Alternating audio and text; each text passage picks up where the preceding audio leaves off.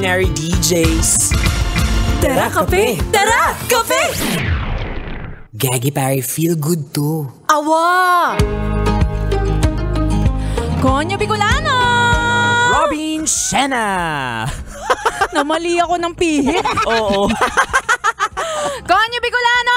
Robin Shena, I'm so excited for today. Like, super legit and all. Bakit naman? Hindi, Gagi pare, kasi palapit ng palapit ang Halloween. Ay, oo. Na-excite ka ba o kinakabahan? Uy, Gagi pare, na-excite kasi this is the time where we parang niluluwas or nilalabas natin yung mga creative things natin sa makeup, sa costume, yung mga trick or treat, ganyan. Talaga, nakakatuwa naman kasi excited ka sa ganung aspeto. Yes. Ako kinakabahan ako kasi baka mag-open na ang mga third eye ng mga tao. Ay, pwede. Kasi diba, ang dami mga gagala-gagalang mga espiritu sa espiritu sa Oo. espiritu niya. Oo, kapag yan yung mga kasabihan natin. Pero wish ko talaga magkaroon ako ng third eye para makita ko yung mga hindi dapat makita.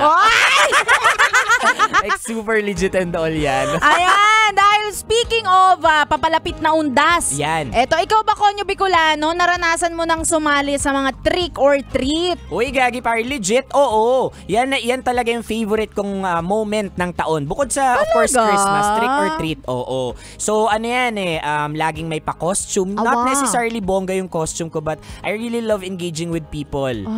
Excited ako, lalo na nung high school. Sa Chungwa High School sa Bicol. Gagi pare, wala kaming pasok sa school kapag may Halloween kami. Kasi we take some time to really do makeup, mag-costume, lumibot talaga. At may mga float pa kami. Nakasakay kami sa mga float na nakakatakot and all. Grabe, effort na effort kayo, no? Oo, it's that time of the year talaga. Ikaw, excited ka nung high school? Kasi syempre, high school, yan yung peak natin na, wow, creative tayo. Oo. Alam mo, sa inyo lang yan na may pera.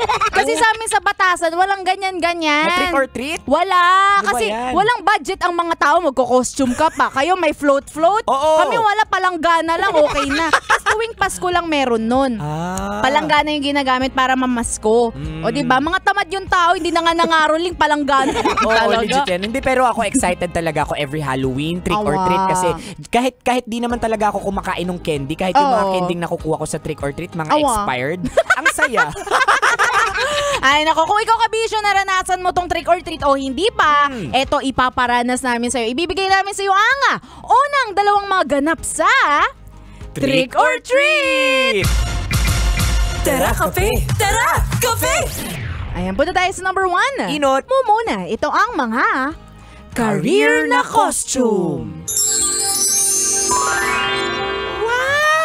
Ready na kayo sa trick or treat natin, ha? At balita ko, malaking cash prize daw, like 1 million pesos. Oo, yung ipamimigay ngayon sa mananalong Best in Halloween Costume. Wow, oo nga eh. Kaya talagang pinaghandaan ko tong araw na to. Grabe. Ikaw lang ba gumawa ng fairy costume mo, Robin Shena? Oo, actually, recycled to lahat. Vegan. Ay, wow, galing sa vegan? Hindi, tanga. Ganda, mukha ka talagang diwata. Oo. Thank Ganda. Ikaw, Jessa, kinarer mo yung zombie costume mo, Ang galing, kasi parang totoong nagtutuklapan yung balat mo sa mukha. Ano ka ba, Mar? Hindi pa ako naka-costume. Ha? Bakit nagtutuklapan yung balat mo? Nag-rejuve kasi ako kagabi. Ayan. Pero sabi naman dun sa rejuve set na ginagamit ko, trust the process. Okay. Sorry. Ano ka ba? Okay lang, Mar. Ikaw nga, nakakatakot yung costume mo. Diyos ko. Ha?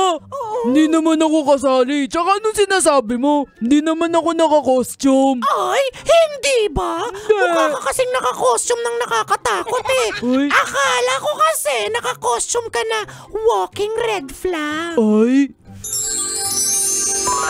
Ayan. Hugot na hugot si Jessa dun sa walking red flag. Oo nga, kaya Gipar, legit yan. Pero nakakatakot na costume ang walking red flag. Bakit nga ba? Hindi kasi kasi saan ka nakakita? Naglalakad na flag. Akala ko naglalakad na regla. Oo, pero career na costume. Awa. Legit to, kinakareer ko to. Ang pinakamaganda kong na-i-costume nun ay zombie talaga, I would say. Talaga? Oo, knowing na high school pa ako that moment, tapos may mga pasugat pa talaga ako. Ay, I love it. Yung t-shirt ko, brand new. Gagi par, tapos ginupit-gupit namin. Ganon ako kamahal ng mom ko. Oo. Ay, nakaka nga naman. Sana maranasan ko rin itong mga ganto-ganto, no? Oo. Tapos nung kinagabihan, umuwi ako ng bahay. Ay nako, namura talaga ako nung tatay ko. Nagsasayang kayo ng pera. Dapat ginalingan mo para kayo nanalo para may return of investment. Oo. Ay nako, anyway, that's number 1 pa lang po naman tayo sa last but not least. Number 2. Pangadwa, ito ang mga pabonggahan ng treats.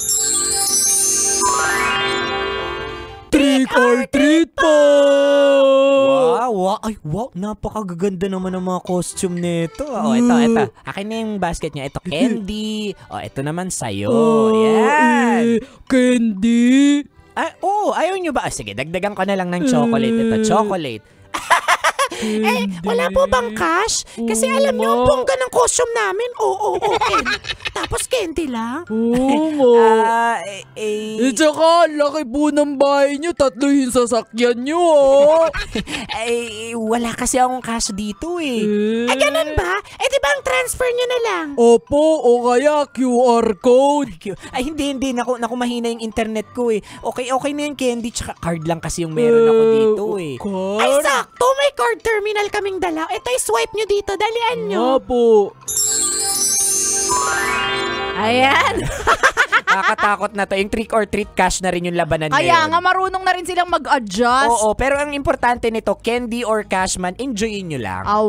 Totoo. Kaya ikaw, Kabisyo, kung meron ka pang gustong idagdag dito ng mga experience mo sa mga trick or treat, message mo kami sa aming mga social media accounts. Ako sa aking Facebook, Instagram, Twitter, TikTok, at DJ Robin Shena. Same socials mga broskies at Konyo Bicolano. Siya, Kabisyo, makakasama nyo pa kami hanggang mamayang 3:00 ng hapon para bigyan pa kayo ng mga signs, tips at skits sa buhay-buhay. Muli, this is your pinakamagandang probinsyana, DJ Robin Shena. Your ragong broski like super legit and all. Mipiyo.